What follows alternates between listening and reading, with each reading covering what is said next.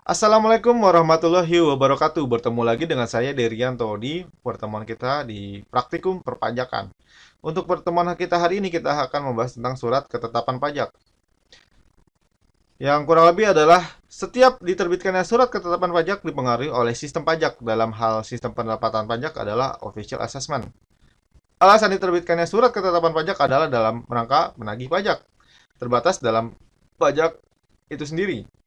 Dalam hal penerbitannya setelah akhir tahun takwim, surat ketentuan tersebut dinamakan surat ketetapan pajak atau SKP yang udah rampung atau tetap gitu ya, atau tetap tambahan atau bahkan dimungkinkan tetap kurang atau tetap sama dengan sementara. Sedangkan penerbitan SKP gitu ya dalam tahun berjalan disebut juga SKP sementara. Jatuh tempo. Jatuh tempo adalah waktu yang ditetapkan bahwa utang pajak sudah harus dibayar lunas. Jatuh tempo dalam surat ketetapan pajak atau self assessment gitu ya. Beragam gitu ya. Jatuh tempo penagihan menurut Undang-Undang Nomor 6 Tahun 1983 yang diubah menjadi Undang-Undang Nomor 9 Tahun 1994 adalah seragam, yaitu 1 bulan setelah tanggal penerbitan. Walaupun belum jatuh tempo, tunggakan pajak dalam surat ketetapan pajak tersebut dapat ditagih seketika dan sekaligus dalam hal yang pertama adalah penanggungan pajak atau meninggalkan Indonesia untuk selama-lamanya. Terus juga penanggungan pajak menghentikan atau secara nyata mengecilkan kegiatan perusahaan atau pekerjaan dilakukan di Indonesia. Itu juga membubarkan badan atau niat membubarkan gitu ya. Hak mendahulu.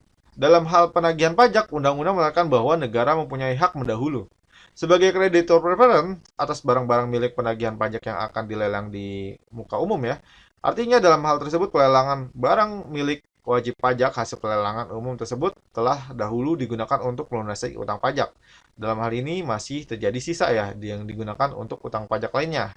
Nah, kurang lebih hak mendahului ini untuk tagihan pajak melebihi segala hak yang mendahului kecuali biaya perakaan yang semata-mata disebabkan oleh penghukuman ya gitu atas lelang, terus biaya yang telah dikeluarkan untuk menyelamatkan suatu barang atau juga biaya prakara yang semata-mata disebabkan pelelangan dan penyelesaian suatu warisan. Tetapi daluarsa penagihan pajak tersebut gugur apabila diterbitkannya surat teguran dan surat paksa. Itu juga ada pengakuan utang pajak dari wajib pajak baik langsung maupun tidak langsung. Diterbitkannya surat SKPKB atau SKPKB tambahan bagaimana dimaksud di pasal 15 ayat 4 Undang-Undang Nomor 6 Tahun 1983 yang telah diubah menjadi Undang-Undang Nomor 9 Tahun 1994. Untuk penagihan dengan surat paksa gitu ya dalam rangka memaksa kewajiban pajak untuk melunasi utang pajak, kegiatan penagihan ditopang dengan kekuasaan fiskus untuk menagih pajak dengan surat paksa. Artinya fiskus berwenang menerbitkan surat paksa apabila itu sebagaimana hak pengadilan negeri.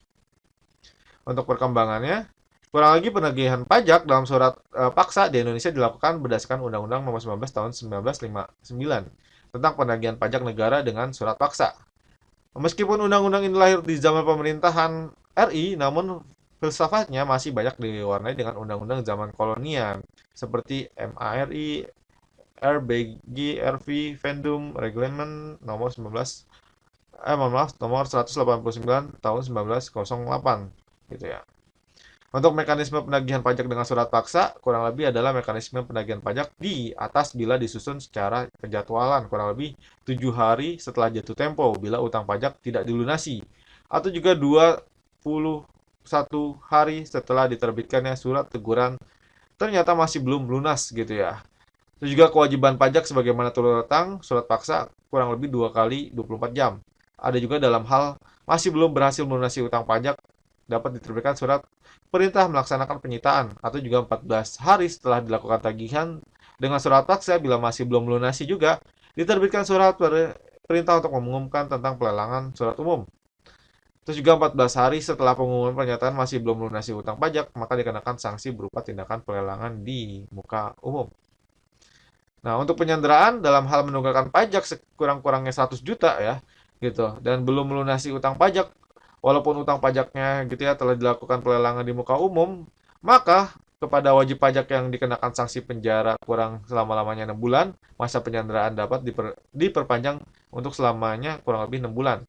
Sepanjang telah mendapatkan izin tertulis yang diterbitkan oleh pejabat dari menteri atau gubernur kepala daerah tingkat 1.